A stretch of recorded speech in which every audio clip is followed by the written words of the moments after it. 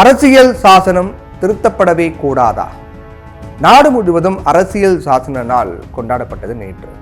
நாடாளுமன்ற குளிர்கால கூட்டத்தொடர் கூடியிருப்பதால் அதன் மைய மண்டபத்தில் நடந்த கொண்டாட்ட நிகழ்ச்சியில அரசியல் சாசன முன்னுரை வாசிக்கப்பட்டது. தொடர்ந்து அரசியல் சாசனம் நாள் தபால் தலை சிறப்பு நாணயம் வெளியிடப்பட்டது. தபால் தலை மற்றும் சிறப்பு நாணயத்தை குடியரசுத் தலைவர் திரௌபதி முர்மு வெளியிட்டாங்க. நாடு விடுதலை அடைந்த பிறகு நம்முடைய நாட்டிற்கென இந்திய அரசியல் சாசன சட்டம் வரையறுக்கப்பட்டது. நாட்டின் ஒவ்வொரு குடிமகனுக்கும் பாரபட்சம் இருக்கக்கூடாது அப்படிங்கிற அடிப்படையில் இந்த சட்டம் உருவாக்கப்பட்டது. 1949 நவம்பர் 26 அன்னைக்கு இந்திய அரசியலமைப்பு சாசனம் ஏற்றுக்கொள்ளப்பட்டது. இது நம்முடைய நாட்டின் வரலாற்றில் ஒரு முக்கிய தருணமாகும். இந்த நாளையே இந்திய அரசியலமைப்பு சாசன நாளாக கொண்டாடப்படுகிறது. அரசியலமைப்பு சட்டம் 1950 ஜனவரி 26 முதல் நடைமுறைக்கு வந்தது. அரசியலமைப்பு சட்டம் நடைமுறைப்படுத்திய தினத்தை ஆண்டுதோறும் குடியரசு தினமாக கொண்டாடப்பட்டு வரும். அரசியலமைப்பு சட்டம் இயற்றப்பட்டு இந்த ஆண்டோட 75 ஆண்டுகள் நிறைவடைவதால இது பவள விழா ஆண்டு அப்படிங்கிற சிறப்பையும் பெறுது. இந்திய அரசியலமைப்பு சட்டம் என்பது உருவாக்கப்பட்டு 75 ஆண்டுகள் நிறைவடைந்திருக்கிறது.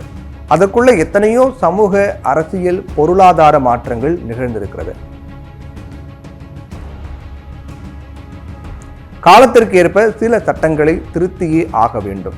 இது அரசியல் சாசனத்தை உருவாக்கிய சிற்பிகளும் நன்கே உணர்ந்திருந்தார்கள். இதற்காகவே பிரிவு 368 உருவாக்கப்பட்டது. காலத்திற்கேற்ப அரசியலமைப்பை மாற்றி அதனை உயிரோட்டமுள்ள சட்டமாக அமைய இப்பிரிவு வகை செய்கிறது. எதிர்காலத்தில் என்னென்ன இடையூறுகள் வரும் என்று அத்தனையும் எதிர்பார்த்து அரசியலமைப்பு சட்டத்தை வடிவமைப்பது இயலாத காரியம். அதனால அரசியல் அமைப்பு சட்டத்தை திருத்துவதற்குரிய வழிமுறை முக்கியத்தை அடைகிறது. அரசியல் சட்டம் அப்படிங்கிறது நாட்டின் உயிர்நாடி போன்றதாகும். இதை எளிதாக திருத்தி விடலாம் அப்படின்னு நினைப்பதும் தவிர, அதே நேரத்தில் இது திருத்தவே கூடாது அப்படின்னு சொல்லப்படுவதும் இயற்கைக்கு முரணானது. மாறி வரக்கூடிய சூழ்நிலைகளுக்கு ஏற்ப அவைகளை எதிர்கொள்ளும் வகையில் இந்த சட்டம் அமைய வேண்டும்.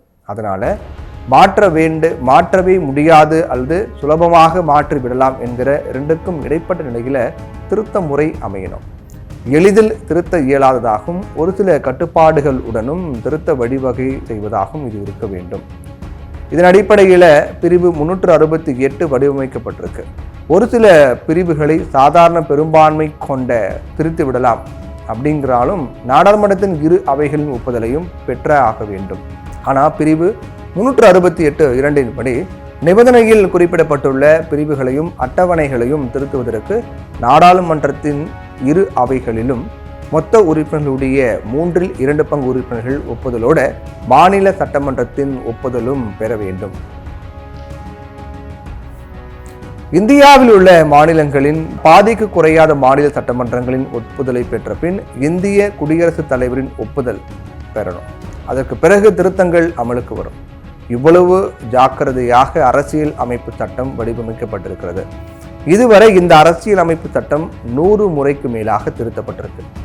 இந்திய மற்றும் வங்கதேச அரசுகளுக்கிடையே 1974 கையெழுத்தான நிலங்களை பரிமாறிக்கொண்ட ஒப்பந்தத்தை உறுதி செய்ய அரசியலமைப்பு சட்ட திருத்தம் தேவைப்பட்டது. அதற்காக 100வது முறையாக அது திருத்தப்பட்டது. முதல் அரசியலமைப்பு சட்ட திருத்த மசோதாவை முன்மொழிந்தவர் முதல் பிரதமர் ஜவஹர்லால் நேரு.